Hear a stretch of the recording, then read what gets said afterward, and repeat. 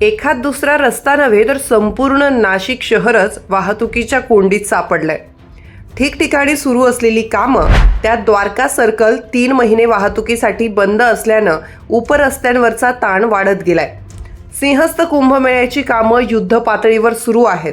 कुठं रस्त्याचं रुंदीकरण असो किंवा कुठं गटारीचं काम हाती घेण्यात आलं आहे।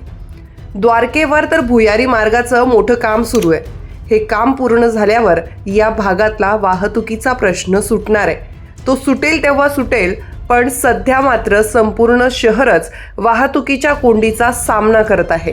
द्वारका परिसरात पुढच्या 3 महिन्यात एक वाहन फिरकणार नाही, कारण हा रस्ता वाहतुकीसाठी पूर्णपणे बंद करण्यात आलाय। त्यामुळे शहरातील इतर भागातून वाहतूक वळविण्यात आली असून नुसती वाहनच चोहीकडे असं चित्र शहरभर दिसून येत आहे। मुंबई नाक्याकडून काठे गल्ली सिग्नल पर्यंत जाताना तारेवरची कसरत करावी लागते।